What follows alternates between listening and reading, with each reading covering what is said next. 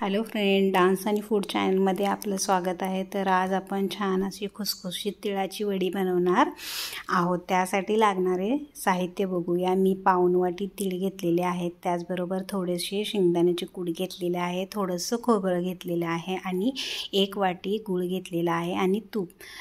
तुम्ही गुळामध्ये कोणतेही गूळ वापरू शकता। मी साधा गूळ वापरला आहे, तुम्ही चिक्कीचा गूळ वापरू शकता। आता आपण तीळ छान भाजून घेणार आहोत। तर तीळ आपल्याला भाजून घ्यायचे आहेत।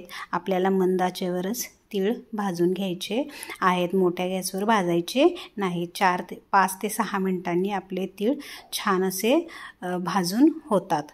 तर आपले तीळ भाजले आहेत ते आपण काढून घेऊ कढईमध्ये। आता आपण 1 चम्मच तूप टाकायचं आहे। यामध्ये 1 वाटी गूळ मिक्स करून आता आपल्याला हे गूळ छान असा मेल्ट करून घ्यायचा आहे। आपल्याला पाक करायचा नाही आहे, फक्त गूळ मेल्ट करायचा आहे। 2 ते 3 मिनिटांनी तुम्ही बघू शकता आपला गूळ वितळत आहे। त्याचबरोबर तुम्ही पाहू शकता थोड्या वेळाने आपला गूळ छान असा पूर्ण जे खडे आहेत ते पूर्ण वितळले की यामध्ये आपला गूळ आता बघू पूर्ण मेल्ट झालेला आहे। यामध्ये आपले तीळ टाकायचे आहेत, त्याचबरोबर खोबरं आणि शेंगदाण्याचं कूट आणि वेलची पावडर टाकून छान आपल्याला मिक्स करून घ्यायचं आहे।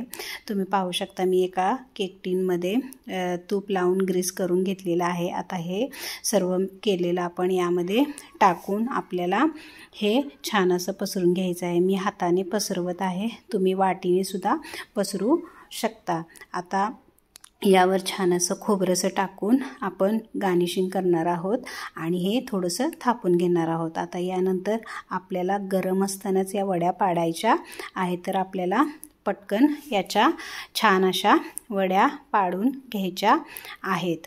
तर तुम्ही पाहू शकता मी याच्या छान अशा वड्या पाडून घेतलेल्या आहेत।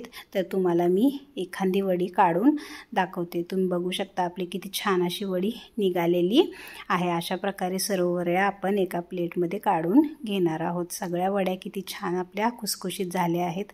अशाच रेसिपीसाठी माझ्या चॅनलला लाईक करा, शेअर करा आणि सबस्क्राईब